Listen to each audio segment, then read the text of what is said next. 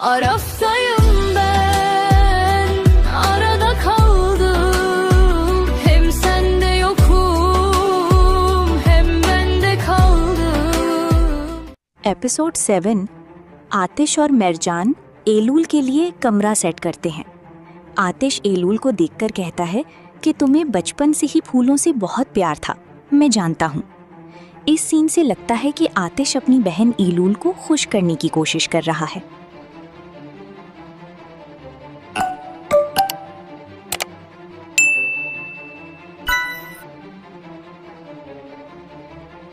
मरजान जानबूझकर आतिश को तंग करती है तो आतिश कहता है, जब तक तुम मेरी जिंदगी में हो मुझे कोई गम नहीं मेरी जान। और मरजान कहती है, मैं भी बहुत खुश नसीब हूँ जो तुम मेरी लाइफ में हो मेरे प्यारे शौहर।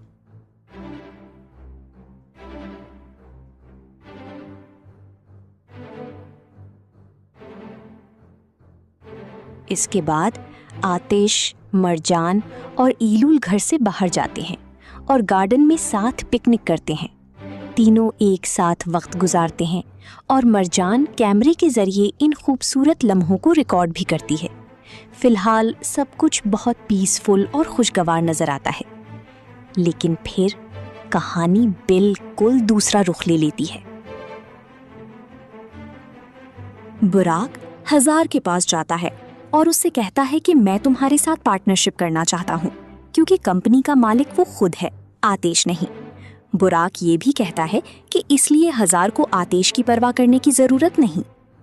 दूसरी तरफ एलूल बहुत खुश थी, लेकिन उसकी परवरिश करने वाली औरत सालिहा उससे एक बहुत बड़ा राज बताती है। वो एलूल को बताती है कि मरजान के बाबा हैदर ने एलूल की किडनी मरजान को दी थी। एलूल की जान खतरे में थी और वो मरते मरते बची थी। ये सच जानकर एलूल बहुत ज्यादा इमोशनल और गुस्से में आ जाती है।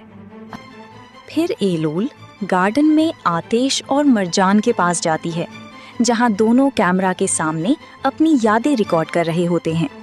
एलूल गुस्से में मरजान से कहती है कि तुम्हारी बाबा की वजह से सब कुछ हुआ। उन्होंने मुझे आतिश भाई से दूर रखा, मेरी किडनी तुम्हें दी और आज तुम आतिश के साथ खुश हो। वाह।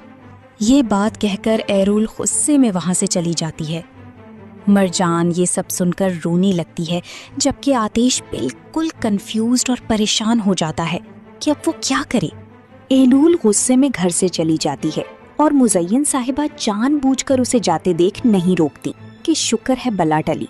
लेकिन आतिश के पूछने पर कि आपने एलूल को देखा, वो कहती है, बेटा मैंने तो उसे रोका था, नहीं रुकी, वो बहुत गुस्से में थी। और मरजान आतिश को बताती है कि एलूल घर से चली गई है।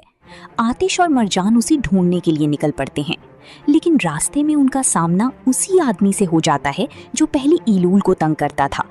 आतिश और वो आदमी आपस में लड़ने लगते हैं। वो आदमी आतिश पर हमला करने लगते हैं, तब मरजान उन्हें मारने लगती है। इसी दौरान एलूल भी वहां पहुंच जाती है और देखती है कि वो आदमी आतिश पर हमला करने वाला है और एलूल चिल्लाती है, भाई। इससे पहले कि वो आदमी आतिश पर चाकू से हमला करता, आतिश उसे मुक्का मारकर गिरा देता है और एलूल भागकर आतिश के गले लगती है, ये चिल्लाती हुई, भाई। आतिश और मरजान घर जाते हैं। आतिश के बाजू पर चाकू का जख्म था और मरजान पट्टी बांध देती है। एलूल मरजान को देखकर गुस्से से कमरे में चली जाती है। मरजान कहती है, शायद ये मुझसे नाराज है। आतिश कहता है, वो आहिस्ता आहिस्ता समझ जाएगी कि तुम्हारी कोई गलती नहीं और तुम बहुत अच्छी इंसान हो, वो ठीक हो जाएगी। और वैसे भी मैं बहुत खुश हूँ इतनी प्यारी वाइफ और अपनी बहन को पाकर, अब मुझे और कुछ नहीं चाहिए। दूसरी तरफ जमाल डेमिट को डिनर पर जाने के लिए पूछता है तो वो हाँ कह देती है और रात को डेमिट को तैयार होकर आता देख जमाल के होश उड़ जाते हैं। मैं ऐसे एप्पल वगैरह खा रही होती किचन में खड़ी और वहीं पर आ जाता है हमारा रोमांटिक आतिश। तो उसको बोलता है कि मैं ऑफिस जा रहा हूँ, अगर तुम भी मेरे साथ जाना चाहते हो ना आधे घंटे में, मतलब चलो तैयार हो जाओ। वो बोलती है कि नहीं मैं भी नहीं जा रही, तुम भी नहीं जा रहे हो। वो बोलता है कि क्यों? तो फिर ना वो उसके हाथ में से एप्पल लेता है और जहाँ से मरजान ने खाया होता है ना वहीं से बाइट ले लेता है, मतलब रियलिटी में वहीं से बाइट लिया। फिर ना वो बोलती है कि ये छोड़ो आतिश, मतलब मैं ना रूम प्रिपेयर कर रही हूँ इलुल के लिए, तो तुम क्या मेरी हेल्प करोगे? तो आतिश बोलता है कि हाँ ठीक है, मैं हेल्प कर दूँगा। तो वो बोलता है कि तुमने बहुत अच्छा सोचा है इलुल के लिए स्पेशली। तो वो बोलता है कि thank you so much Marjan. वो बोलती है कि सीरियसली इस चीज़ के लिए तुम मुझे थैंक यू बोलोगे और ये घर उसी का तो है। तो आतिश बोलता है कि हाँ हाँ ये उसी का घर है भाई, ये उसी का घर नहीं है, ये तो भी घर जमाई बनकर बैठा है और उसको भी अपने घर पे ले आया, सारा टब्बर ही यहाँ पर बिठा रखा है इन्होंने। तो फिर ना आतिश ना किस कर रहा होता है मरजान को, और पीछे से ना इनका जो काम वाला होता है ना वो आ जाता, तो वो उनको देख कर ऐसे सदमे में खड़ा होता है कि ये मैंने क्या देख लिया। तो फिर उसके बाद ना वो बोलता है कि एक्चुअली सर आपकी ना मतलब आतिश भाई आपकी गाड़ी नहीं चल रही, तो मतलब मैं सर्विस वाले को बुलाऊं क्या? वो बोलता है कि नहीं ज़रूरत ही नहीं। आतिश बोलता है कि तुम जाओ, मैं सही कर देता हूँ।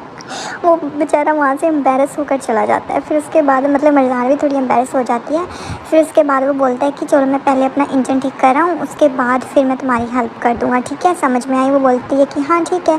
तो फिर उसके बाद वो बोलती है कि मतलब वैसे भी मैं भी तो कर ही सकती हूँ। वो बोलता है कि अच्छा तुम कर सकते हो तो कैसे होता है बताओ। तो वो ना ऐसे एक्सप्लेन सा करने लग जाती है, वो हंसने लग जाता है उसको देखकर। फिर मतलब आतिश वहाँ से चला जाता है और इलुल ना उन दोनों को साथ में ऐसे खड़ा वहाँ पर देख लेती है, और पता नहीं वो क्यों उनको देखकर ऐसे अजीब सा मुंह बनाती है और वो वहाँ से चले जाती है। मतलब मेरे को ऐसे लग रहा है यार कि इलुल मरजान और आतिश को पक्का दूर करेगी। फिर हम देखते हैं दीमत को ना उसके अंकल की कॉल आ रही होती है और जमाल वहीं पर खड़ा होता है। तो वो सुन लेता है कि वो क्या बात कर रही है। तो फिर वो मतलब वहीं पर उसकी तरफ देखता रहता है। वो बोलती है कि अंकल मैं अब वापस नहीं आ रही हूँ, मैंने अपना डिसीज़न बना लिया है कि अब मैं यहीं पर रहूँगी और मैं यहाँ पर नहीं आऊँगी और मैं यहाँ पर ना बहुत ज़्यादा खुश हूँ। तो जमाल फिर उसकी तरफ ऐसे देखता रहता है। तो फिर उसके बाद वो फिर से बोलती है कि हाँ हाँ कोई बात नहीं अंकल, जो प्रोजेक्ट है आप यहाँ पर मुझे भेज सकते हो, मैं वो प्रोजेक्ट संभाल लूँगी, तो मैं देख लेती हूँ प्रोजेक्ट के बारे में। तो जमाल ऐसे हो जाता है कि कहीं ये मतलब और कंपनी में ना चली जाए या फिर अपनी कंपनी अकेले ना चलाने लग जाए। फिर इसके बाद वो बोलती है कि okay uncle thank you so much, बाद में बात करते हैं। तो इतना कहकर तो फिर वो एक दूसरे को गुड मॉर्निंग वगैरह बोलते हैं। फिर इसके बाद वो बोलता है कि क्या अंकारा का मेट्रो वापस आ गया क्या? वो बोलती है कि हाँ, और इस बार मैंने उनको बता दिया है कि मैं नहीं आ रही हूँ, मैं यहाँ पर बहुत ज़्यादा खुश हूँ। तो ये सुनकर ना उसको थोड़ी सी तसल्ली होती है कि थैंक गॉड अब ये नहीं जा रही है। फिर इसके बाद वो बोलती है कि वैसे भी यहाँ पर मेरे साथ कोई आर्ग्यूमेंट करने वाला तो है एटलीस्ट। तो जमाल से बोलता है कि क्या मैं तुम्हें गुस्सा करता हूँ? वो बोलती है कि थैंक गॉड तुम मान तो रहे हो कि तुम गुस्सा करते हो। वो बोलता है कि नहीं ऐसा तो कुछ नहीं है, मैंने कब कहा। तो फिर वो बोलता है कि जो प्रोजेक्ट के बारे में तुम बात कर रही थी क्या तुम वो करोगी? वो बोलती है कि हाँ मुझे लगता है कि वो मुझे करने चाहिए, क्योंकि मेरे फादर और जो अंकल हैं वो दोनों कॉन्ट्रैक्टर्स थे और वो मुझे चाहते हैं कि मैं इंटीरियर डिज़ाइनिंग मैं संभालूँ। और ये वो बोलता है कि क्या ये अंकारा में प्रोजेक्ट्स हैं? तो वो बोलती है कि हाँ अंकारा में भी है और अडाना में भी है। तो मतलब अडाना में मेरे पापा का बिज़नेस था वहाँ पर कंस्ट्रक्शन का, तो वो कंस्ट्रक्शन बिज़नेस के लिए इसीलिए वो चाहते हैं कि इन चीज़ों को अब मैं संभालूँ। वो इतना ज़्यादा संभालना नहीं चाहते और इसीलिए इस्तांबुल मेरे पापा आ गए थे, क्योंकि मतलब उनको इन चीज़ों इंटीरियर डिज़ाइनिंग में ज़्यादा इंटरेस्ट था। तो अब जमाल को ऐसे हो जाएगा कि ये मतलब अब छोड़कर चली जाएगी ये कंपनी। फिर वो मतलब जमाल वहाँ से जाने लगता है, तो दीमत जल्दी से ना उसका हाथ ऐसे पकड़ लेती है। तो जैसे वो उसका हाथ पकड़ती है ना तो वो उसकी तरफ ऐसे देखने से लगता है और वो भी उसकी तरफ देखने लगती है। मतलब इन दोनों को ये पता है कि एक दूसरे के हाथ पकड़ रहे हैं, ये दोनों एक दूसरे के ऐसे एक दूसरे के बिल्कुल करीब आ जाते हैं, but still they are not confessing to each other. भाई प्लीज़ कन्फेस कर लो, प्लीज़ कन्फेस कर लो। फिर उसके बाद ना वो बोलता है कि क्या हुआ? तो वो बोलती है क्या तुम मुझसे गुस्से हो? तो बोलता है कि नहीं मैं क्यों गुस्से होऊंगा, कोई ऐसी तो बात ही नहीं है। तो दीमत से पूछती है कि क्या कोई मेरी बात तुम्हें बुरी लग गई क्या? वो बोलता है कि बिल्कुल भी नहीं दीमत, जो भी तुम बोलते हो ना मेरे को बहुत ज़्यादा अच्छा लगता है, और वैसे भी तुम मेरे साथ झगड़ा भी करोगे मेरे को तो वो भी अच्छा लगेगा। भाई ये लौंडे ऐसे कहाँ मिलते हैं, ये ड्रामाज देख कर ना मेरे स्टैंडर्ड्स हाई हो रहे हैं और उस तरीके के लड़के मुझे मिल नहीं रहे, इसलिए मेरी शादी नहीं हो रही, बुढ़ी हो जाऊँगी गाइज़ मैं। फिर हम देखते हैं जो मतलब आतिश है ना वो मतलब अपनी गाड़ी ठीक कर रहा होता है और वहाँ पर आ जाता है ये हज़ार। तो हज़ार उसका आके बोलता है कि good luck with your work. तो बोलता है कि तुम यहाँ पर क्या कर रहे हो? हाँ, तो मतलब फिर वो अपनी गाड़ी बीच में छोड़कर तो आता है उसके पास। तो बोलता है कि मैंने पूछा कि तुम यहाँ पर क्या कर रहे हो? तो हज़ार बोलता है कि मैंने सोचा कि जिनके दरवाजे छोटे होते हैं ना उनका दिल भी छोटा होता है। तो फिर मतलब आतिश उसे बोलता है कि मतलब कोई भी दरवाज़ा ना किसी के लिए भी खुला नहीं होता, स्पेशली तुम्हारे लिए तो हमारे घर का कोई भी दरवाज़ा खुला नहीं है। तो पहले मुझे ये बताओ कि तुम यहाँ पर क्यों आए हो, तुम्हारा यहाँ पर आने का सब्जेक्ट क्या है। तो फिर वो बोलता है मतलब उधर देखने लगता है, उधर से इलुल आ रही होती है। तो वो इलुल को की तरफ देख कर ऐसे बोलता है कि जो सब्जेक्ट है ना मेरा यहाँ पर आने का, वो यहाँ पर आ रहा है, वो है इलुल। और इलुल का नाम सुनते भाई आतिश को तो ऐसे हो जाता है कि मतलब ये क्या। तो फिर वो बोलता है कि मैं ना एक्चुअली इलुल के बारे में काफ़ी क्यूरियस था, तो इसीलिए मैं यहाँ पर आ गया। भाई ये इस पर लाइनें मारेगा पक्का, इन दोनों की जोड़ी होगी। तो फिर वो उसके तरफ ना ऐसे हाथ बढ़ाता है और इलुल काफ़ी टाइम उसको देखती रहती है। तो फाइनली इलुल ना उसके साथ ऐसे हैंडशेक कर लेती है। तो ये चीज़ देख कर ना मतलब उसके बर्दाश्त से बाहर हो जाता है आतिश के ये चीज़ देखना कि वो मतलब उसी के सामने उसकी बहन के साथ ऐसे हैंडशेक कर रहा है।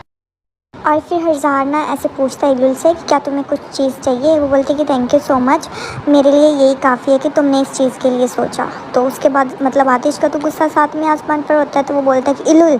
तो इलुल सिर्फ उसकी तरफ ऐसे देखती है। तो वो बोलता है इलुल अपने कमरे में जाओ। तो इलुल उसकी तरफ फिर से देखती है तो वो अपनी आईब्रो से इशारा कर देता है और इलुल वहाँ से चली जाती है, बेसिकली उन दोनों को फिर से अकेला छोड़कर। तो अभी हज़ार फिर उसकी तरफ ऐसे देखता है। तो आतिश ना फिर उससे बोलता है कि आज तो तुम यहाँ पर आ गए और आगे से मत आना, बिकॉज़ हमें तुम्हारी कोई भी हेल्प की ज़रूरत नहीं है, ना ही हमें तुम्हारी किसी क्यूरियोसिटी की ज़रूरत है। तो फिर वो बोलता है कि तुम्हें नहीं होगी आतिश, पर आई थिंक इलुल को तो मेरी ज़रूरत है और मुझे देखने में यही लग रहा है। वो बोलता है कि प्लीज़ ये अपना ना नाक हर किसी के बिज़नेस में मत घुसाया करो, और मुझे वो लोग बिल्कुल भी नहीं पसंद जो मेरे फैमिली मैटर्स में अपना नाक घुसाते हैं, वो तो मैं कभी बर्दाश्त कर ही नहीं पाऊँगा। और इतना सुनते ही भाई हज़ार उसकी तरफ ऐसे देखने लगता है।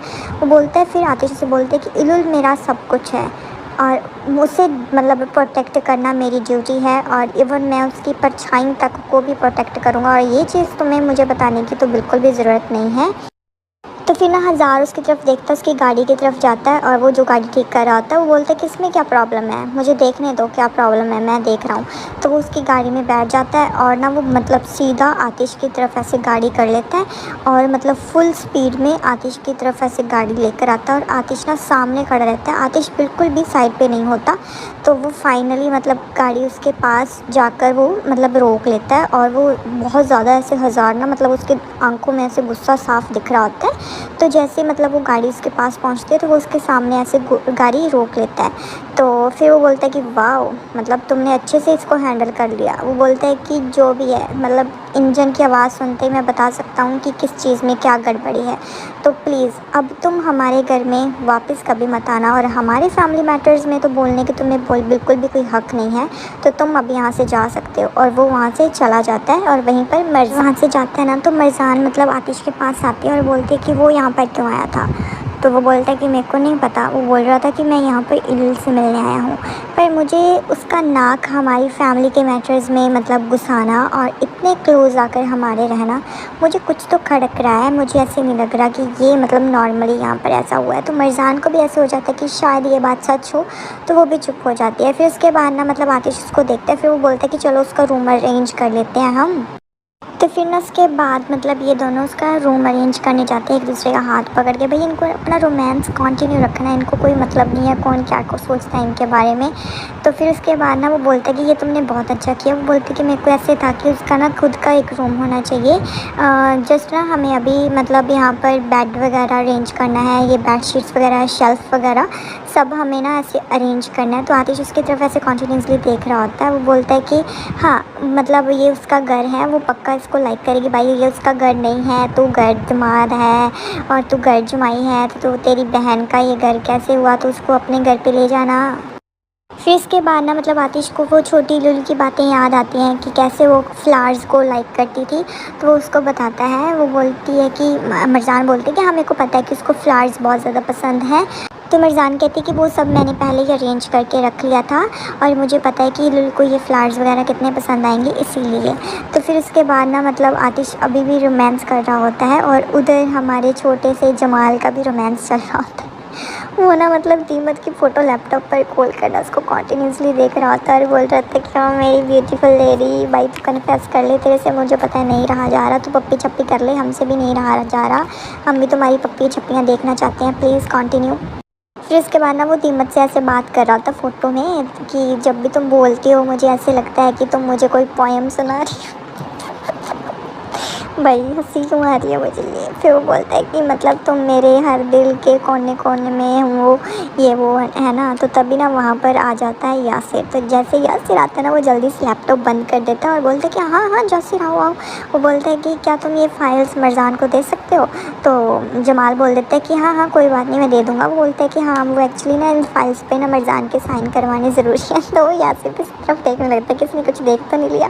तो यासिर बोलता है कि कोई बात नहीं, तुम्हें वैसे ये सब ना छिपाने की ज़रूरत नहीं है, ये इन रोड्स पे ना हम पहले बहुत टाइम पहले हम निकल चुके हैं। तो वो बोलता है कि ऐसा कुछ नहीं है यासिर, मैं जस्ट मतलब वो देख रहा था बिल्डिंग का वैसे।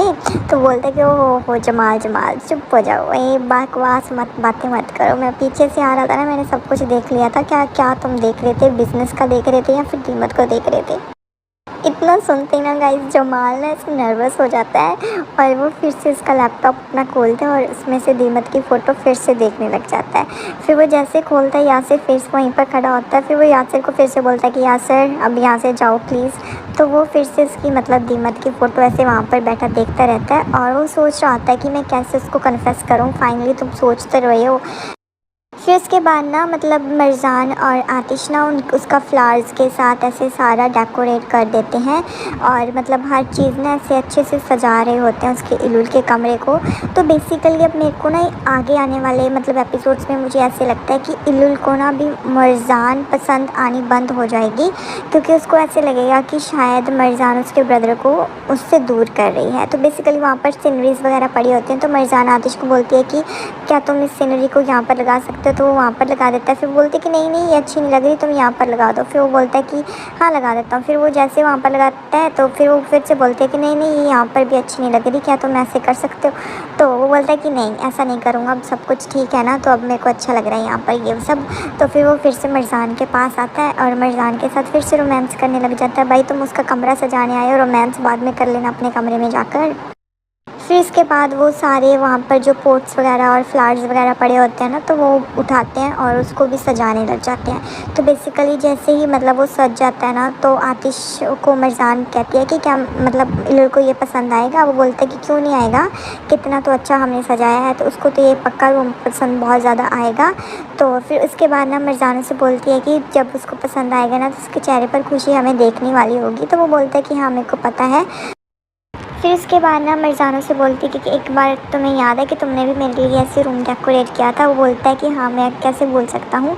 फिर वो मरजान को ना से किस करने के लिए उसके पास आता है। तो मरजान ना वहाँ पर ऐसे वो वाटर पम्प पड़ा होता है, उससे ना वाटर स्प्रे करने लग जाती है आतिश पर। और ये सब ना इलुल पीछे से देख रही होती है कि ये यहाँ पर क्या हो रहा है। तो जैसे ही मतलब वो उसके ऊपर हेयर स्प्रे ऐसे कर रहा होता है ना, तो इलुल पीछे से देख लेती है और मतलब वो वहाँ से जाने लगती है। फिर वो सोचती है कि नहीं इनको देख ही जाऊँ क्या कर रहे हैं। और इनका रोमांस कॉन्टीन्यूसली चल रहा होता है, वहाँ पर वो एक दूसरे के पास होते हैं। तो फिर वो बोलती है कि मतलब आतिश अब हमारा काम ख़त्म हो गया है, मुझे लगता है कि अब हमें ना इलुल को यहाँ पर बुलाना चाहिए और इलुल को दिखाना चाहिए। पर आतिश यहाँ पर कहाँ टिकने वाला है, वो उसको हक कर लेता है और जैसे उसको किस करने वाला होता है ना, तो पीछे से आ जाती है इलुल। तो जैसे इलुल आती है वो एक दूसरे को छोड़कर ऐसे दूर दूर खड़ी हो जाती है। और फिर ना इलुल ऐसे मतलब हाथ लगाती है अपने गद्दे वगैरह को और सब कुछ है ना, उसको ना बहुत ज़्यादा अच्छा लगता है। वो फ्लावर्स के पास भी जाती है, फ्लावर्स भी देखते हैं। तो आतिश उसको देख रहा होता है और वो फाइनली मतलब वो फ़ोटो देख लेती है। और जैसे वो फ़ोटो देखती है ना, तो वो मतलब फिर से ऐसे हो जाती है। तो वो मतलब आतिश को बोलती है कि क्या ये मेरा रूम है। तो आतिश कहता है कि हाँ ये तुम्हारा रूम है। तो फिर उसके बाद वो बोलती है कि क्या ये फ्लावर्स भी मेरे हैं। वो बोलते हैं कि हाँ ये फ्लावर्स भी तुम्हारे हैं, तुम्हें फ्लावर्स बहुत पसंद है ना। तो इतना सुनते ही ना इलुल को मतलब ऐसे हो जाता है कि ये वो कैसे बोल सकता है, क्योंकि उसने उसकी फ़िक्र नहीं की जब वो यहाँ पर नहीं था। फिर ना इलुल उसे बोल देती है कि मुझे ये सब नहीं चाहिए और ये तुम्हारा जो फर्नीचर वगैरह है ना, ये मुझे कुछ भी नहीं चाहिए, मुझे इन चीज़ों की बिल्कुल भी ज़रूरत नहीं है।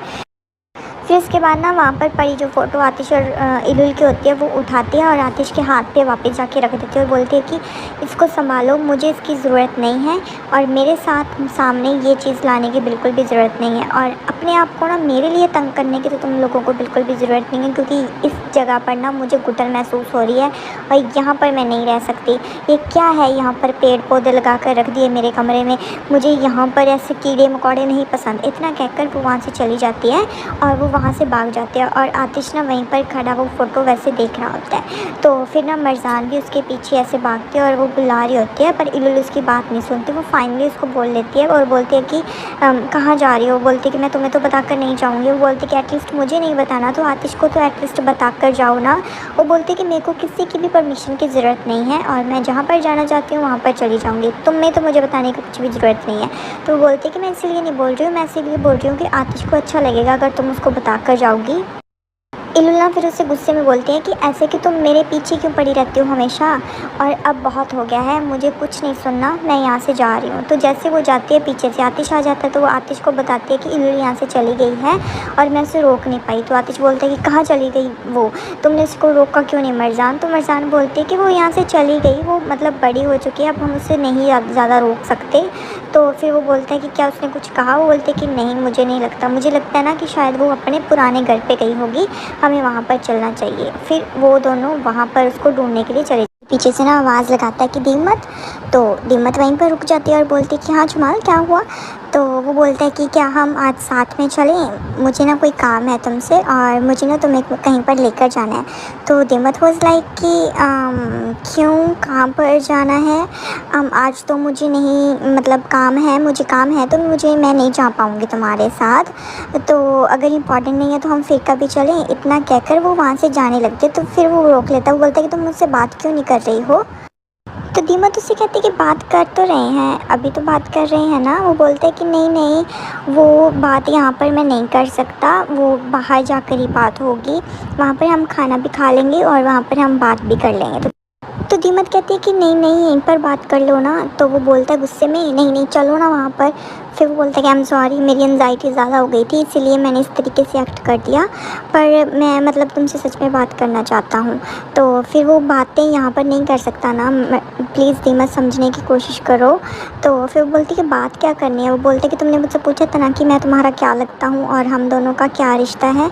तो बोलती है कि हाँ। तो वो बोलता है कि वही चीज़ मैं तुम्हें बताने वाला हूँ, चलो साथ में डिनर करते हैं और मैं वहाँ पर तुमको सब सच बता दूँगा। तो दीमत भी ऐसे थोड़ी सरप्राइज़ हो जाती है और खुश भी हो जाती है कि फाइनली जमाल बताने के लिए रेडी हो गया है। फिर इसके बाद वो बोलती है कि कहाँ पर जाकर बात करेंगे। तो फिर जमाल भी ऐसे हैप्पी हो जाता है कि फाइनली दीमत भी मतलब मान गई है मेरे साथ जाने को। तो वो दोनों हैप्पी हो जाते हैं। तो वो बोलते हैं कि चलो मैं लेकर चलता हूँ। तो फिर वो वहाँ से जा रहे होते हैं और दीमत की खुशी का तो ठिकाना ही नहीं होता कि फाइनली जमाल कन्फेस करने वाला है। दूसरी तरफ हम देखते हैं जो आतिश और मरजान है ना, वो वहाँ पर पहुँच जाते हैं और जो लड़का इलुल के पीछे पड़ा हुआ था ना, वही लड़का इसको मिल जाता है। तो उसके बाद ना वो लड़का उससे बात करने लगता है। वो बोलता है कि तुम यहाँ पर क्या कर रहे हो, हाँ, और ये मेरा इलाका है, तुम यहाँ पर क्या लेने आए हो। तो आतिश कहता है कि ये यहाँ पर तुम्हारा नाम लिखा है क्या, तुम्हारा इलाका है। वो बोलता है कि देखो, मेरे बताने से पहले यहाँ से भाग जाओ, वरना उसके बाद तुम्हारे साथ जो होगा तो देख लेना। तो आतिश कहता है कि तू क्या कर लेगा, हाँ, वैसे भी मैं बच्चों के ना मुंह नहीं लगता, मेरे को ऐसे बच्चों के मुंह लगना बिल्कुल भी पसंद नहीं है, तुम्हारे जैसे बिगड़े हुए बच्चों के मुँह लगना तो मैं बिल्कुल भी पसंद नहीं करता। इतना कहते ना वो ज़ोर ज़ोर से ऐसे हंसने लगता है। और फिर इसके बाद ना मरजान पीछे से कहती है कि देखो, पहले ना हमें इलुल को ढूंढ लेना चाहिए, फिर इन लोगों को पीटेंगे हम मिलकर। तो आतिश कहता है कि बिल्कुल भी नहीं, तुम जाओ कार में बैठो जाकर मरजान और मेरा वेट करो। बोलती कि बिल्कुल भी नहीं, मैं तो कहीं नहीं जा रही हूँ, स्पेशली अगर यहाँ पर दुक्कम दुक्की होने वाली है तो मैं बिल्कुल भी नहीं जाऊँगी, मैं तो यहीं पर अपने पंच दिखाऊँगी। तो आतिश ना फिर उससे गुस्से में बोलता है कि मरजान, तुम्हें सुनाई नहीं दे रहा क्या। तो वो आदमी बोलता है कि मुझे लगता है कि तुम्हें अपनी बीवी के साथ ऐसे आर्ग्यूमेंट नहीं करना चाहिए, मुझे लगता है कि तुम्हारी बीवी बिल्कुल सही कह रही है कि तुम्हें यहाँ से चले जाना चाहिए और अपनी बीवी की बात सुननी चाहिए। अगर तुम यहाँ से नहीं गए, वरना मैं तुम्हारे मुंह पर मुक्की मार दूंगा। तो वो आतिश बोलता है कि अच्छा अभी बताता हूँ कौन मारता है। बट लिटरली गाइस ये आतिश पिटता ही पिटता है। ये मतलब उसने ना फिर उसके मुंह पर ठोक दिया है ना। तो फिर जैसे वो नीचे गिरने वाला होता है ना तो मतलब मरजान भी देख लेती है कि ये सब होने लग गया। बट उसके बाद हाँ भी आतिश उस पर भारी हो जाता है। फिर वो मतलब उसको पकड़ लेता है। उधर से ना दूसरा आदमी आता है मारने के लिए, पर मरजान एक टांग मारती है, वो वहाँ पर गिरता है। मतलब मेरे को ऐसे कई बार ऐसे लगता है कि ये ना मतलब एक्शंस अच्छे नहीं होते। एंड मरजान स्ट्रॉन्ग है आतिश से, आई डोंट नो बट मुझे लगता है ऐसे। फिर उसके बाद ना मतलब इलुल दूर खड़ी ऐसे सब कुछ देख लेती है कि उसका ब्रदर और ये ना मरजान वहाँ पर हैं। और मरजान के ऊपर ना मतलब वो लड़का फिर से आ रहा था कुछ ठोकने। तो तभी आतिश उसको पकड़ लेता है और वहाँ पर से इलुल ज़ोर से खड़ी चिल्लाती है, मतलब उसको ब्रदर कहकर बुलाती है। तो आतिश ना मतलब उसकी तरफ ही देखता रह जाता है और इलुल उसकी तरफ देख रही होती है। और इलुल काफ़ी ऐसे परेशान होती है कि उसके ब्रदर को कुछ हो ना गया हो। और तभी ना पीछे से जो मतलब वो गुंडा है और वो गुंडा भी मतलब देख लेता है कि ये मतलब आ गई है। तो वो अपनी मतलब एक चीज़ निकालता है जिससे वो मतलब आतिश के मार सके। और फिर ना इलुल वहाँ से दूर से भाग कर आती है मतलब आतिश की हेल्प करने। तब तक वो मतलब नीचे गिर देती है गुंडों को। तो तभी आकर वो आतिश को ना ऐसे हक कर लेती है और आतिश इतना ज़्यादा खुश हो जाता है और वो बार बार बोल रही होती है कि ब्रदर आप ठीक हो ना, भाई आप ठीक हो ना। और ये चीज़ सुनकर ना मतलब मरजान भी काफ़ी खुश हो रही होती है। बट ये खुशी की बिल्कुल भी बात नहीं है गाइस। इलुल अब मरजान और आतिश को दूर करेगी। आई डोंट नो मेरे को ये क्यों फील हो रहा है बार बार। तो वो उसको ऐसे चिपट कर ही रहती है। तो आतिश को वो फिर से पूछती है कि क्या आप ठीक हो, क्या आपको कहीं लगी तो नहीं। तो फिर वो बोलती है कि बोलता है कि नहीं। अभी वो उसकी तरफ ही बिज़ी होता है कि मरजान जल्दी से उसके पास आ जाती है और उसका हाथ पकड़ लेती है। और वो बोलती है कि आतिश तुम्हें चोट लगी है, चलो हमें ना हॉस्पिटल चलना चाहिए। तो इलुल अभी उसकी चोट की तरफ ऐसे देख ही रही होती है। तो फिर वो मरजान उसको बोल रही होती है आतिश को, पर आतिश बिल्कुल भी नहीं सुनता। आतिश उसको बार बार कह रहा होता है कि बिल्कुल भी ज़रूरत नहीं है, तुमने सुना इसने मुझे क्या कहा। तो फिर इलुल बोलती कि नहीं तुम्हारी बीवी सही बात कह रही है, तुम्हें हॉस्पिटल जाना चाहिए, कभी किसी की बात मान लिया करो। और वैसे भी तुम्हें यहाँ पर नहीं आना चाहिए था, तो तुम यहाँ पर क्या करने आए हो। वो बोलता है कि तुमने मुझे भाई बुलाया, पता भी है अब मुझे कुछ नहीं हो सकता क्योंकि तुमने मुझे भाई बुलाया। एंड वो बोलती है कि सीरियसली देखो कितना बड़ा कट लगा है, जाओ प्लीज़ हॉस्पिटल जाओ। वो बोलता है कि बिल्कुल भी नहीं, अगर तुम मुझे भाई बुलाओगी ना तो मैं कुछ भी सह लूँगा तुम्हारे लिए इलुल। और अगर वो मुझे कट भी कर देंगे ना, I really don't care about that too, मैं मतलब नहीं जाऊँगा। तो इलुल ना वहाँ से मतलब उस गुंडे के मारती है अपने पैर से और वहाँ से चली जाती है। फिर ना उसके बाद वो मरजान फिर से आतिश को बोलने लगती है कि please Atish let's go to the hospital. पर आतिश मानता ही नहीं है। आतिश फिर उसे बोलता है कि नहीं नहीं। फिर मरजान ना उसको हाथ पकड़कर उसको ले जाते हैं और बोलते हैं कि नहीं नहीं हमें जाना है। तो वो मतलब क्या बात कर रही होती है और ये बोल रहा होता है कि मतलब उसने मुझे भाई बुलाया, इलुल ने फ़र्स्ट टाइम मुझे भाई बुलाया। फिर उसके बाद ना वो हॉस्पिटल से वापस आ जाते हैं और सब घर वाले वापस वहाँ पर भाग कर आते हैं और पूछ रहे होते हैं आतिश से कि आतिश तुम ठीक हो, क्या हो गया तुम्हारी आम से, मतलब ये हाथ पर क्या लग गया तुम्हारे। और ये काली बिल्ली भी वहीं पर आ जाती है और काली बिल्ली भी उससे पूछती है। तो मतलब इलुल उनको बोलती है कि इतना भी क्या रिएक्ट कर रहे हो, इसकी कौन सा बाजू कट कर नीचे गिर गई, तुम लोगों को इतना रिएक्ट करने की ज़रूरत नहीं है, मतलब ऊँट जैसा तो आदमी है, इसको क्या होगा। तो मरजान भी ये सुनकर ना हंस पड़ते हैं और उधर से आतिश की भी हंसी निकल जाती है। पर काली बिल्ली उसको बोलती है कि प्लीज़ बेटा अपना ना ध्यान रखा करो, अब मेरे पास तुम और सिर्फ जमाल ही रह गए हो, तुम्हारे अलावा मेरा यहाँ पर कोई भी नहीं है, सब लोग मुझे छोड़कर चले गए हैं, प्लीज़ तुम अपना ध्यान रखा करो, तुम्हें कुछ नहीं होना चाहिए। अरे काली बिल्ली तू ही तो उसको सब कुछ कर रही है उसकी ज़िंदगी में, तेरा ही तो हाथ है उसकी ज़िंदगी को नरक बनाने में। तो फिर वो मतलब काली बिल्ली को बोलते कि नहीं नहीं मॉम आप फ़िक्र मत कीजिए। तो मतलब फिर उसके बाद इलुल वहाँ से चली जाती है और वो मतलब आतिश इस चीज़ से काफ़ी हैप्पी होता है कि उसने उसको भाई बुलाया। और मरजान और आतिश अभी बात कर ही रहे होते हैं कि पीछे से गाड़ी आ जाती है जिसमें होता है हमारा क्यूटी जमाल। बेसिकली ना आतिश जमाल से पूछ रहा होता है कि ये जो तुम्हारे हालात हो रखे हैं क्या ये बीमर की वजह से हुए हैं। तो जमाल उससे पूछता है कि तुम्हें कैसे पता ब्रदर। तो आतिश उससे कहता है कि एक आशिक ही दूसरे आशिक की बात समझ सकता है। और जमाल वहाँ पर चुप हो जाता है। तो फिर उसके बाद ना वो बोलता है कि बताओ मुझे क्या हुआ, तुम इस तरीके से क्यों अपने आप को अपसेट कर रहे हो बार बार, तुम उसको बता क्यों नहीं देते जो तुम्हारे दिल में है। फिर ना जमाल वैसे आतिश को बताता है कि ना जो दीमत है वो मेरे आंसर का वेट कर रही है, मैंने इसीलिए उसको ना डिनर के लिए इनवाइट किया है, पर मेरे अंदर ना मतलब हिम्मत नहीं हो रही है उसे सच बताने के लिए। मतलब मेरे को कुछ समझ ही नहीं आ रहा है कि मैं उससे क्या बात करूं और मैं किस चीज़ के लिए मतलब क्या आंसर करूं। तो वो बोलता है कि अगर तुम उसे पसंद करते हो, अगर वो भी तुम्हें पसंद करती है, तो तुम्हें किस चीज़ की मतलब वेट है, तुम किस चीज़ की वेट कर रहे हो। जस्ट लेट हर नो कि तुम उसे लव करते हो। देन जमाल उसे बताता है कि जिस चीज़ के बारे में तुम बात कर रहे हो ना, मुझे ऐसे लगता है कि ये मुझे जलाकर खाक कर देगी। फिर ना आतिश से बोलता है कि अगर तुम उसके साथ प्यार में हो तो रिस्क तो लेना बनता है ना जमाल, बिना रिस्क के तो कोई काम भी नहीं चलता ना, तो इसके लिए हमें रिस्क तो लेना ही पड़ेगा। और आशिक होते हैं ना, वो कभी भी डरते नहीं हैं किसी भी चीज़ से। अगर तुम सच्ची मोहब्बत करते हो तो उसको बताओ, जलने से मत डरो। फिर ना जमाल ऐसे आतिश को बोलते कि नहीं तुम समझ नहीं रहे हो आतिश, मैं किस चीज़ के बारे में बात कर रहा हूँ। हमारे अंदर ना एक पहाड़ जितना फ़र्क है, मैं कौन हूँ और दीमत कौन है। तो फिर मतलब आतिश से बोलता है कि प्लीज़ उन पहाड़ों के बारे में ना एटलीस्ट भूल जाओ, हमेशा पहाड़ को पार करने का भी हमेशा एक रास्ता होता है। आई रियली फील कि आतिश इसकी सच में हेल्प कर रहा है, मैं इसी चीज़ का वेट कर रही थी। फिर उसके बाद ना आतिश उसे बोलता है कि मैं तुम्हें बताता हूँ कि तुम कौन हो। तुम वो आदमी हो जो सबसे ब्रेव है और मैं तुम्हें शुरू से जानता हूँ और तुम्हारे जैसा आदमी आज तक मैंने कभी नहीं देखा। और तुम्हारे लिए पहाड़ को पार करना बिल्कुल भी हार्ड नहीं है। तुम्हें जस्ट उस लड़की से बात करनी है, स्पेशली उस औरत से बात करनी है जिसको तुम प्यार करते हो। सिर्फ तुम्हारी जो ज़िंदगी में कमी है ना, वो प्यार की ही है। फिर जमाल से कहता है कि चलो ठीक है, मैंने मान लिया कि वो यस बोल देगी। फिर उसके बाद क्या, लोग बोलेंगे कि एक अनाथ लड़की की पैसों पर मैंने अपनी आंखें रख ली हैं और जस्ट उसको मैं यूज़ कर रहा हूँ अपने पैसे के लिए, उसके पैसे के लिए। और इस तरीके की बातें सुनने पर ना मेरे जैसा आदमी भी वहीं पर गिर जाता है। तो फिर उसके बाद ना आतिश से बोलता है कि जमाल कहाँ पर है, वो जमाल जिसे मैं जानता हूँ। फिर वो उसको ऐसे पकड़ लेता है और बोलता है कि तुम हमेशा मुझे फोर्स करते थे ना कि जाओ मरजान के साथ बात करो और इतनी जल्दी गिव अप मत कर दो। अब खुद की अबारी आई तो तुम क्या कर रहे हो, हाँ खुद इस तरीके से क्यों मतलब बिहेव कर रहे हो। बोलते कि आतिश तुम सच में मुझे समझ नहीं रहे हो, दीमत और मैं बहुत ज़्यादा डिफरेंट वर्ल्ड से हैं।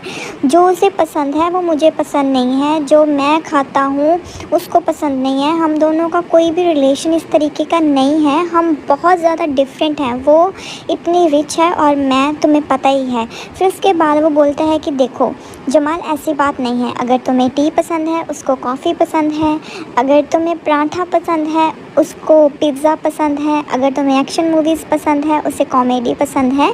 तो हमेशा ये बात हमेशा याद रखना कि एक अपोजिट ही दूसरे अपोजिट को अट्रैक्ट करता है और तुम दोनों एक दूसरे को पसंद करते हो। तो इस तरीके की प्यार में ना कोई एक्सक्यूज़ नहीं होता।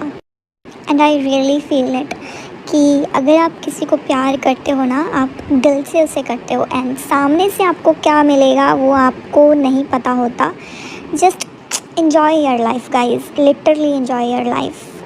फिर इसके बाद ना आतिश से बोलता है कि जो मैंने अभी तुम्हें समझाया है ना, अब तुम्हें इस चीज़ को ना अच्छे से अपने दिमाग में बिठा लेना है और तुम्हें लिटरली बात करनी है उससे, ठीक है ना। तो फिर उसके बाद वो उसको थैंक यू बोलता है और वो मतलब आतिश वहाँ से चला जाता है। बट अभी भी जमाल ना उसी चीज़ के बारे में सोच रहा होता है कि वो कैसे कन्फेस करेगा, क्या बताएगा उसको दीमत को। एंड फिर उसके बाद आतिश आ जाता है अपने रूम के अंदर और तभी मरजान बोलते हैं कि तुम कहाँ चले गए थे आतिश, क्यों आतिश कहीं जा नहीं सकता क्या। तो फिर उसके बाद ना वो बोलती है कि अभी तुम्हारे मेडिसिन का टाइम हो गया है और तुम्हारे ये बाजू में से ये क्यों निकल रहा है, क्या तुमने मतलब कहीं पर हाथ लग गया क्या तुम्हारा। वो बोलती है कि चलो बैठो यहाँ पर मुझे देखने दो। तो वो उसकी ना शर्ट उतारने लग जाती है। गाइस ये क्या देखना पड़ रहा है मुझे, नंगू पंगू। और आतिश ऐसे स्माइल कर रहा होता है और ना मरजान कॉन्फिडेंटली उसकी शर्ट उतार रही होती है। इसको आदत पड़ी है उसकी शर्ट उतारने की। गाइस नहीं, गलत नहीं सोचना है गाइस, तुम्हें गलत नहीं सोचना है, हम अच्छे बच्चे हैं। फिर इसके बाद ना मिर्ज़ान आतिश को वहाँ पर बिठा देते और बोलते कि यहाँ बैठो। फिर वो मेडिसिन वगैरह लेकर आती है और ना वो आतिश के मतलब लगाने लग जाती है। तो अभी भी उसको ना मतलब ऐसे उसके जब जलन होते हैं ना तो मतलब उसको फ़ील हो रहा था मिर्ज़ान को। तो मिर्ज़ान मतलब जब उसके वो पट्टी लगाती है तो वो उसको खुद को दर्द होने लग जाता है। तो आतिश उसे बोलता है कि तुम तो ऐसे रिएक्ट कर रही हो कि जैसे तुम्हें दर्द हो रहा हो। वो बोलती है कि हाँ दर्द होगा क्यों नहीं, मैं तुम्हारी बीवी हूँ। तो वो बोलता है कि नहीं तुम मेरी बीवी नहीं, तुम मेरे दिल हो। आए ऐसे रोमांस मेरी ज़िंदगी में कब आएगा। फिर इसके बाद ना मिर्ज़ान उसे कहती है कि मैं क्या बात कर रही हूँ, तुम क्या बात कर रहे हो। तो फिर वो बोलता है कि हम बिल्कुल सही बात कर रहे हैं, तुम भी प्यार की बात कर रही हो, मैं भी प्यार की बात कर रहा हूँ। तो फिर वो बोलती है कि चलो ठीक है अब छोड़ो, अब मुझे इसको मतलब सही से ढकने दो इसको। फिर उसके बाद ना वो उसकी अच्छी से पट्टी वगैरह कर देती है। तो फिर उसके बाद वो पूछता है कि तुम्हें याद है ना भी उसने मुझे आज आप ही बोला, और वैसे भी मैं अपना प्रॉमिस कोई भी इलुल के साथ किया हुआ भूलना नहीं चाहता। आई नो आज नहीं तो कल इलुल मुझे पक्का अपना ही लेगी। तो मिर्ज़ान उसे बोलती है कि क्या हम वो करें। तो आतिश बोलता है कि तुम क्या कहते हो। तो फिर वो बोलती है कि मैं तुमसे रोज़ प्यार करती हूँ पर मुझे लगता है कि हमें ना रुक जाना चाहिए। तो फिर क्या अगर हम ये करेंगे तो क्या इलुल एक्सेप्ट करेगी।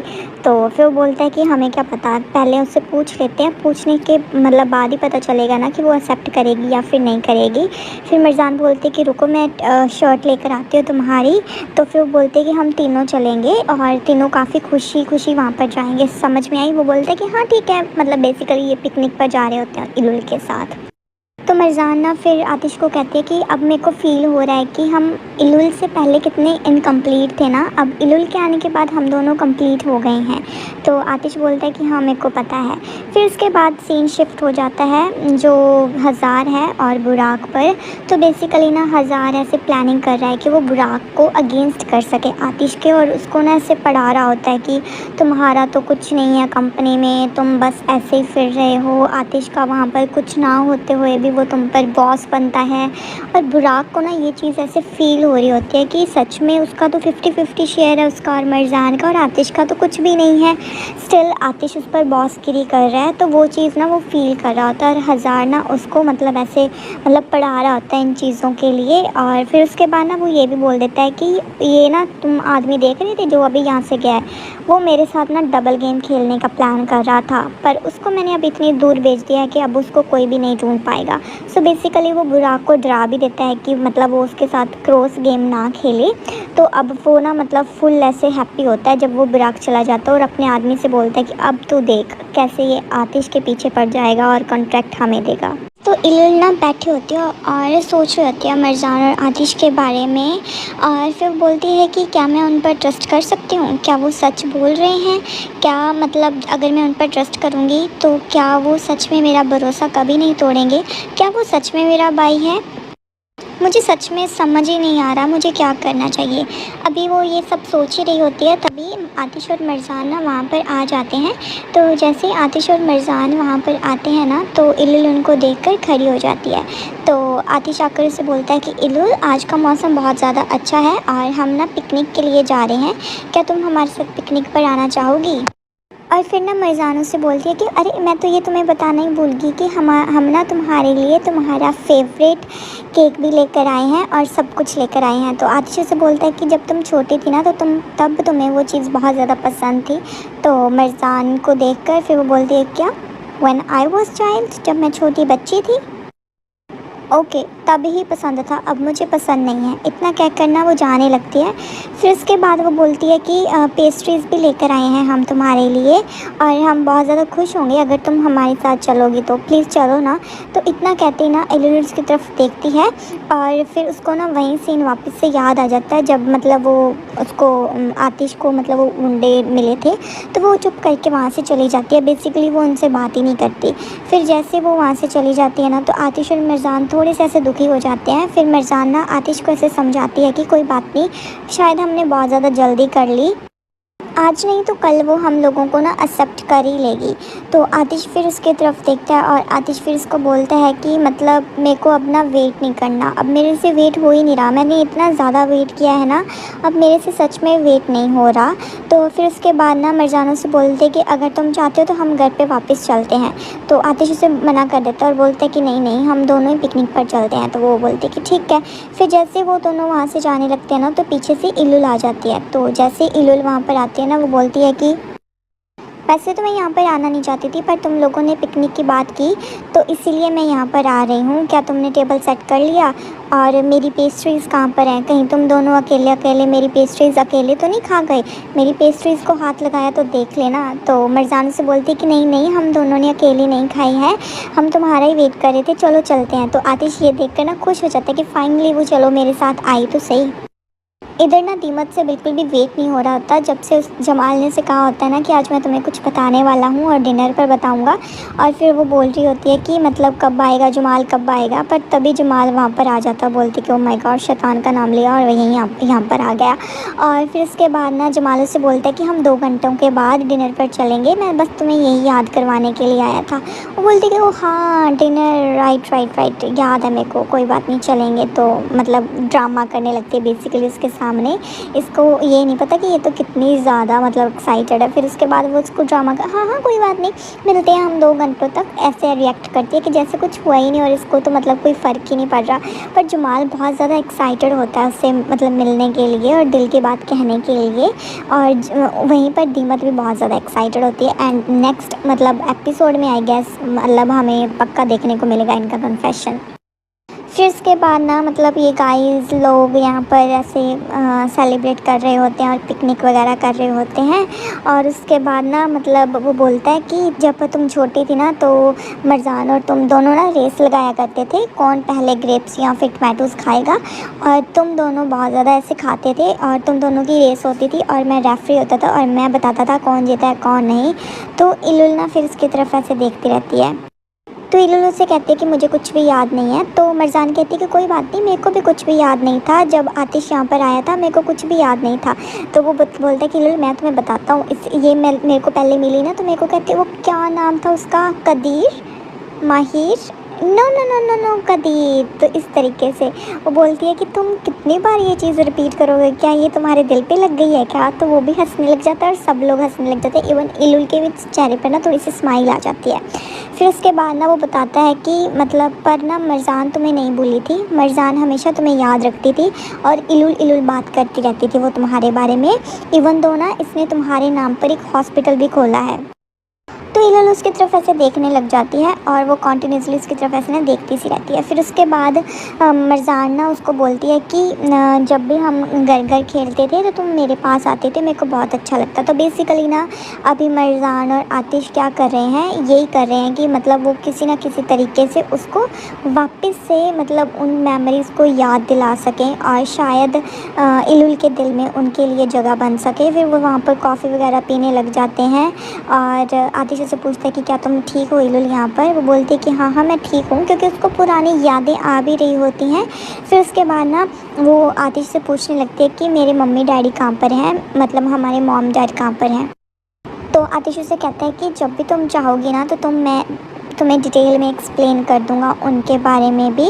और वो तुम्हें बहुत ज़्यादा प्यार करते थे और तुम उन लोगों की एंजल थी, वो तुम्हें बहुत पसंद करते थे। तो फिर वो बोलती कि कोई बात नहीं, चलो कोई बात नहीं, तुम मुझे बाद में बता देना। फिर उसके बाद मतलब आतिश ना उसको कहता है कि इलुल मेरी बात सुनो, आज के बाद ना तुम मुझे कुछ भी बताए बिना घर से बाहर नहीं जाओगी। अगर वो आदमी तुम्हें फिर से पकड़ लेता तो वो फिर से तुम्हें तंग करता ना, तो इसलिए मैं नहीं चाहता कि मेरे होते हुए मेरी बहन को कोई भी तकलीफ़ हो। तो इलुल कहती है कि मेरे को लगता है कि इस घर में सबसे बड़ा दुश्मन है मेरा कोई, और तुम बाहर की बात कर रहे हो। बेसिकली आई डोंट नो ये किस चीज़ के बारे में बात कर रही थी। ऐसा इसने क्यों बोला। फिर उसके बाद ना वो वहाँ पर एक फ्लावर वगैरह बनाते हैं, तो वो मरजान के मतलब ऐसे लगा देता है क्राउन टाइप। तो जैसे ही वो उसके लगाने लगता है ना, तो इल्लुल उससे मना कर देती है और बोलते कि नहीं नहीं, मैं ऐसे ठीक हूँ, ये मरजान को सूट कर सकता है, ये मेरे को सूट नहीं करता। तो आतिश उसे बोलता है कि नहीं सूट करेगा। तो मरजान भी उसे बोलती कि मतलब देखो तो सही। फिर तभी ना उस पर ना कॉफ़ी गिर जाती है मरजान पर, और ना आतिश ऐसे पैनिक कर जाता है, मरजान तुम ठीक हो, मरजान तुम ठीक हो। तो वो बोलती है कि अगर नहीं ठीक तो एम्बुलेंस बुलाऊं मैं तुम्हारे लिए। यार I just love her bro. तो आतिश उसकी तरफ देखने लगता है, बोलती है कि ऑफ कोर्स बुलानी ही चाहिए, क्योंकि कितने बड़े खतरे में जो है वो। तो आतिश और मरजान ना दोनों उसकी तरफ देखकर ऐसे हंसने से लगते हैं। फिर बोलती है कि चलो अब मेरा डेंजर ख़त्म हो गया, चलो हम सेल्फी ले लेते हैं। तो फिर उसके बाद ना वो मतलब वहाँ पर बैठे बैठे ऐसे सेल्फी लेने लग जाते हैं। और वहाँ पर ना इल्लुल फाइनली स्माइल करती है आतिश के पास बैठकर, और वो वेट कर रही होती है कि कब वो फ़ोटो आएगी। तो जैसे ही मतलब वो फ़ोटो आती है और सब लोग ना उसको मतलब ऐसे स्माइल करते हुए देखकर मतलब मरजान भी खुश हो जाती है और आतिश भी खुश हो जाता है। बट स्टिल जैसे स्माइल करते हैं ना, वो वापस से अपना फेस वैसे कर लेती है। फिर उसके बाद ना मरजान उसे बोलती है कि इल्लुल तुम ना स्माइल करते हुए बहुत अच्छी लगती हो। और आतिश बोलता है कि अब आदत डाल लो बेटा तुम स्माइल करने की, अब तुम हमेशा हंसती रहोगी। तो इल्लू ने बोलती है कि नहीं, मुझे स्माइल नहीं करनी अच्छी लगती, क्योंकि सड़कों पर घूम घूम कर ना मेरी स्माइल कहीं खो गई है। इतना कह कर ना वो उठकर वहाँ से चली जाती है। तो आतिश बोलता है कि जो तुम्हारी स्माइल है ना, इस दुनिया में मैं वापस फिर से लेकर आऊँगा, तुम बिल्कुल भी फिक्र मत करो इल्लुल, जितनी हंसी तुम्हारी खोनी थी खो। जमाल ना ऐसे बोल रहा होता खुद से कि तुमने कहा था कि रोमांस रोमांस चाहिए, रोमांस चाहिए, अब रोमांस तुम्हारी ज़िंदगी में आ रहा है, तो अब घबरा क्यों रहे हो तुम। वो खुद से बातें कर रहा होता और खुद को ही देख रहा होता है, क्या मैं अच्छा लग रहा हूँ क्या, इसी तरीके का तो लगना था, अभी ऐसे तो पहनना था, और क्या पहनना था मुझे, यही तो पहनना था भाई, तो को और कलर पहन लेना, क्या हमेशा ब्लैक पहनता रहता है। I just want to say him white और ग्रे समथिंग। तो तभी ना वहाँ पर दीमत आ जाती है, एंड दीमत look so beautiful, she was in a red dress. और उसे देख कर ना मतलब उसकी सांस एक बार अटक जाती है मतलब जमाल की, और दीमत भी ऐसे थोड़ी सी हो जाती है उसको देख कर। तो फिर उसके बाद जैसे दीमत उसके पास आती है, तो जमाल से बोलता है कि दीमत तुम बहुत खूबसूरत लग रही हो, आज तुम बहुत ज़्यादा ब्यूटीफुल लग रही हो। तो जैसे ही वो ये बोलता है ना, तो फिर वो उसको लगता है कि कहीं ये बुरा ना मान जाए कि मैं पहले ब्यूटीफुल नहीं लगती। वो बोलता है कि नहीं नहीं, पहले भी तुम खूबसूरत लगती थी, पर आज तुम ज़्यादा खूबसूरत लगती हो। ऐसा नहीं है कि तुम पहले ज़्यादा खूबसूरत नहीं लगती थी, पहले भी तुम बहुत ज़्यादा खूबसूरत लगती थी। तो वो बोलती है कि Jamal I understand it, thank you so much, मैं समझ गई तुम क्या कहना चाहते हो, तुम भी बहुत ज़्यादा खूबसूरत लग रहे हो, तुम बहुत अच्छे लग रहे हो।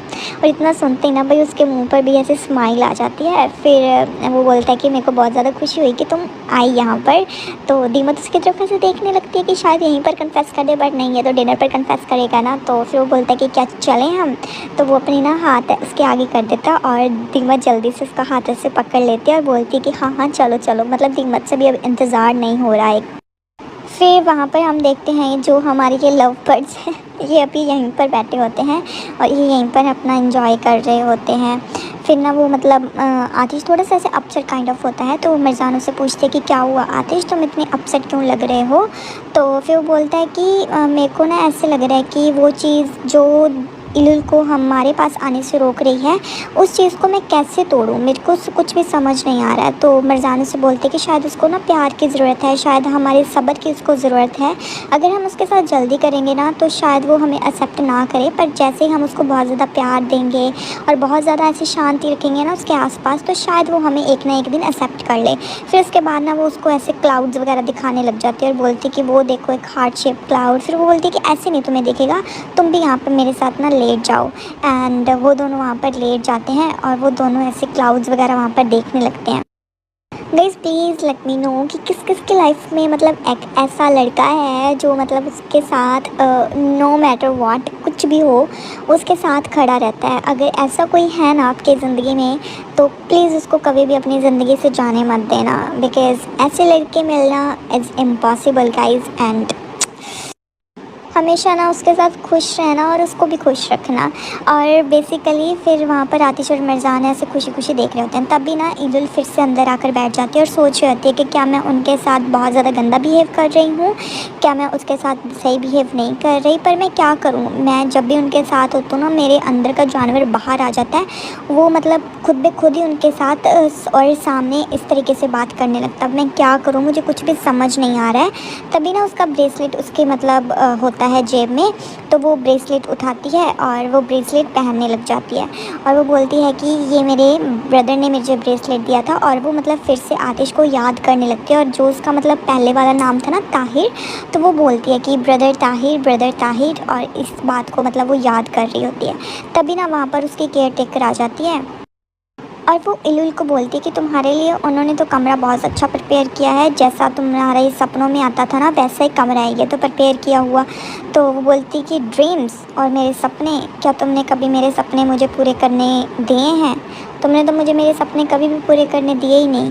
तो फिर वो बोलती है कि वैसे भी तुम तो यही चाहती थी ना इलुल, इस तरीके की ज़िंदगी जीना। और वैसे मैं तुम्हें ये बात बता दूं कि हमारे जैसे गरीब लोगों को ना सपने देखने बिल्कुल भी अलाउ नहीं होता, हम सपने कभी नहीं देख सकते। फिर उसके बाद वो बोलती कि हाँ मुझे पता है क्यों नहीं देख सकते, और ये तो बिल्कुल भी मत भूलना कि मैं भूल गई हूँ कि तुमने मेरे साथ क्या क्या किया, ये चीज़ तो मैं कभी भी नहीं भूल सकती। तो फिर उसकी केयर टेकर बोलती है कि अगर मैं तुमको सेव नहीं करती ना तो उस दिन तुम मर चुकी होती और आज तुम मेरे साथ बदतमीज़ी कर रही हो। वो बोलती कि ओ माय गॉड, भगवान तुम्हें बहुत लंबी उम्र दे कि तुमने मुझे बचा लिया, पर तुम मुझे रोज़ मारती थी, उसका क्या? हाँ, तुम ये कभी मत भूलना कि मैं वो सारी चीज़ें भूल गई हूँ कि जब मैं चोरी नहीं करती थी तो तुम मुझे बाहर सड़क पर जमने के लिए बिठा देती थी और एक सूखा ब्रेड तक तरसा कर देती थी मुझे तुम। और ये चीज़ें तुम सोच रही हो कि मैं भूल जाऊँ? बिल्कुल भी नहीं, ये चीज़ तो मैं कभी भी नहीं भूलूँगी। और जो तुम ब्रेड मुझे, वो सूखा ब्रेड मुझे देती थी, वो ब्रेड मेरे गले में से कैसे उतरता था नीचे वो मुझे ही पता है कि मेरे गले को वो छील देता था जब भी मैं उस चीज़ को खाती थी। और तुम कह रही हो कि तुम मेरी माँ हो? बिल्कुल भी नहीं, तुम मेरी माँ कभी बन ही नहीं सकती। तो वो बोलती है अच्छा 2 दिन यहाँ आए हुए नहीं और अब तुम्हें तुम्हारा ब्रदर दिखने लग गया। और वैसे भी मैं तुम्हें सच बता दूँ कि तुम उन लोगों के ना मतलब मुँह मत ही लगो अपने भाई और बहन के, और उन पर ना इतना ज़्यादा ट्रस्ट करने की तो तुम्हें बिल्कुल भी ज़रूरत नहीं है। और मैं तुम्हारी दुश्मन नहीं हूँ, दुश्मन वो दोनों हैं तुम्हारे, समझ में आई? इतनी बड़ी तो दुश्मन मैं भी नहीं हूँ तुम्हारी, आज नहीं तो कल मैं ही तुम्हारे काम आऊँगी। और ये कभी मत भूलना कि तुम्हारी मुश्किल में मैं काम आई थी। तो वो बोलती है कि क्या बात कर रही हो? हाँ, क्या बोल रही हो?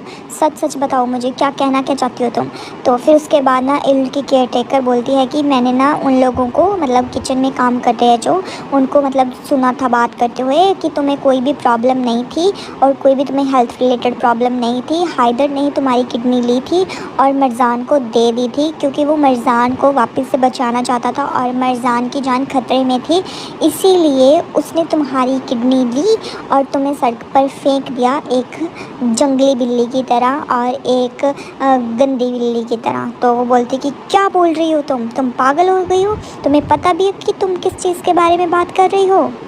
फिर उसके बाद वो बोलती है कि हाँ मेरे को सब पता है कि मैं किस चीज़ के बारे में बात कर रही हूँ और क्या बात कर रही हूँ।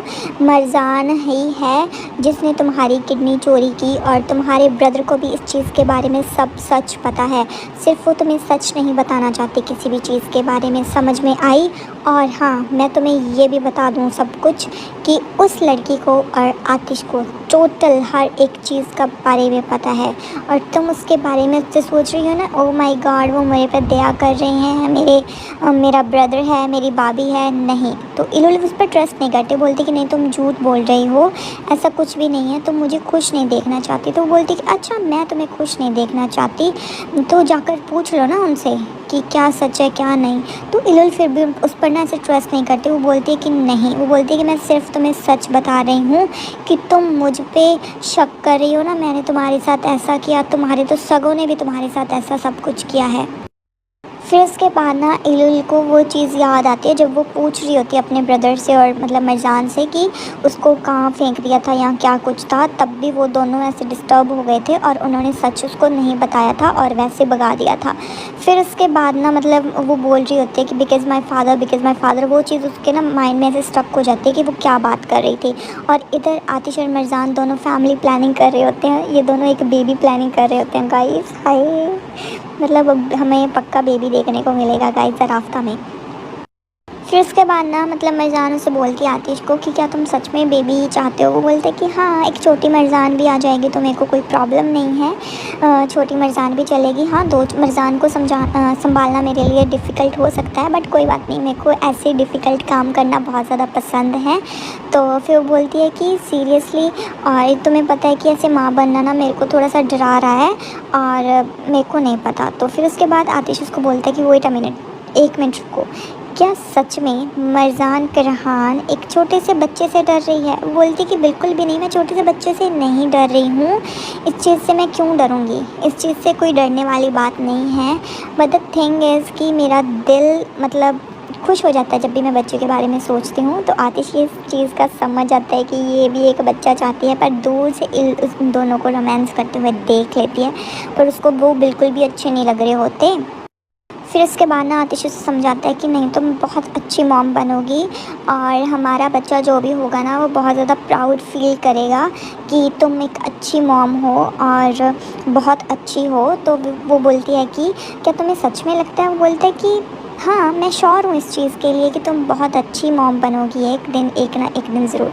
और ये बात सुनकर ना मरजान बहुत ज़्यादा खुश हो जाती है एंड वो दोनों अभी भी मतलब उन्हीं बातों में लगे होते हैं कि तभी उनका ध्यान जाता है कि इलुल गुस्से की से ना मतलब उनकी तरफ भाग रही होती है। तो फिर वो बोलते हैं कि इलुल, क्या हुआ बेबी, तुम ठीक हो, बहन तुम ठीक हो।